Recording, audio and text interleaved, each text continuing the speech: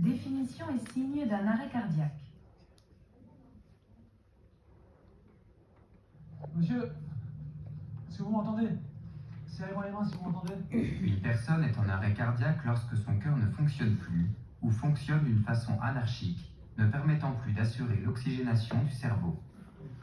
Une victime est considérée comme étant en arrêt cardiaque lorsqu'elle ne répond pas, ne réagit pas et ne respire pas, aucun mouvement de la poitrine n'est visible et aucun bruit ou souffle n'est perçu, ou présente une respiration anormale avec des mouvements respiratoires inefficaces, lents, irréguliers et bruyants.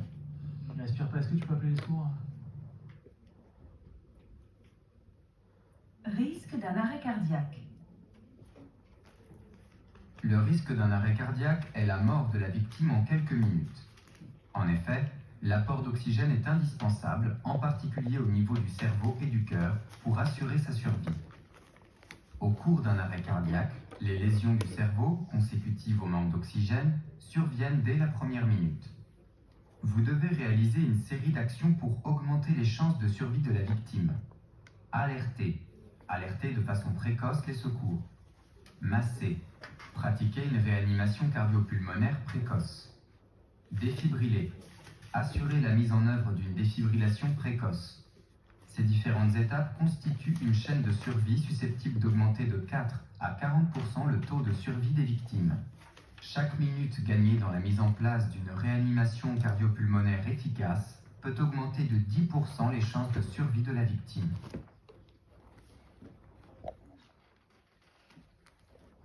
Conduite à tenir en cas d'arrêt cardiaque. Recherchez l'absence de réponse et pour cela, posez des questions simples. Comment ça va? Vous m'entendez? Secouez doucement les épaules ou prenez la main de la victime et demandez-lui d'exécuter un ordre simple. Serrez-moi la main. Est-ce que vous m'entendez? Serrez-moi les mains si vous m'entendez. En l'absence de réponse ou de réaction de la part de la victime, allongez-la sur le dos, libérez les voies aériennes sans perdre de temps, appréciez la respiration sur 10 secondes au plus. Pour cela, maintenez la libération des voies aériennes. Penchez-vous sur la victime, oreilles et joues du sauveteur au-dessus de la bouche et du nez de la victime, puis regardez si le ventre et la poitrine se soulèvent. Écoutez d'éventuels sons provoqués par la respiration. Sentez un éventuel flux d'air à l'expiration. En l'absence de respiration, en présence d'une respiration anormale ou en cas de doute, alertez les secours, de préférence avec votre téléphone portable. Mettez le téléphone sur le mode haut-parleur et débutez immédiatement la réanimation cardio-pulmonaire en attendant que les services de secours répondent. 34, 42, 24. D'accord, expliquez-moi, qu'est-ce qui se passe? Pourquoi vous nous appelez? Je suis avec un homme d'une cinquantaine d'années qui est sur le bord de la route. Pratiquez la réanimation cardio-pulmonaire en répétant des cycles de 30 compressions thoraciques suivis de 2 insufflations. Le service de secours appelé pourra aider le sauveteur à la réalisation de la réanimation cardio-pulmonaire en donnant des instructions téléphoniques. 26, 27, 28, 29, 30.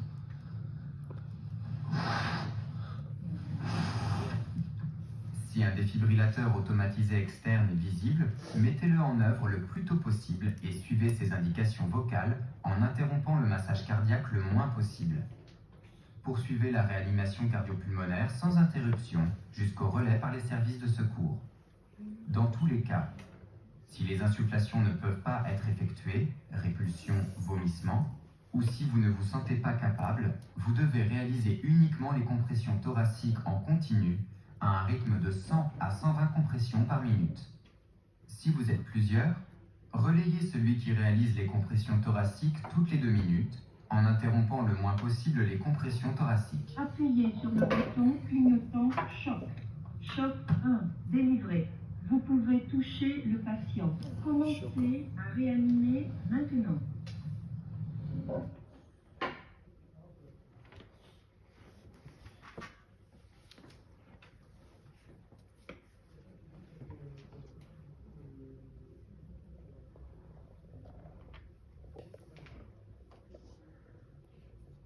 Le cœur ne fonctionne plus ou fonctionne d'une façon anarchique.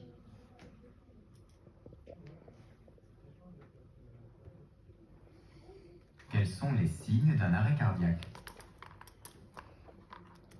La victime ne répond pas, ne réagit pas et ne respire pas ou présente une respiration anormale.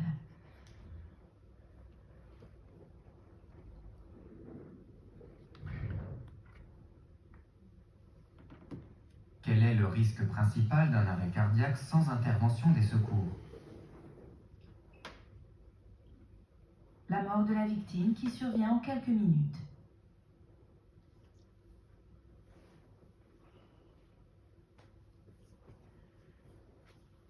Pourquoi faut-il pratiquer immédiatement une réanimation cardio-pulmonaire sur une victime en arrêt cardiaque?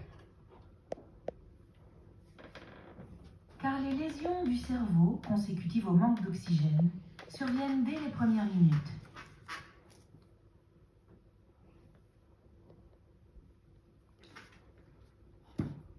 Quel comportement doit-on adopter en présence d'une victime en arrêt cardiaque? Alerter. Alerter immédiatement les secours. Masser. Pratiquer une réanimation cardio-pulmonaire. Défibriller. Utiliser un défibrillateur automatique, DAE, si possible.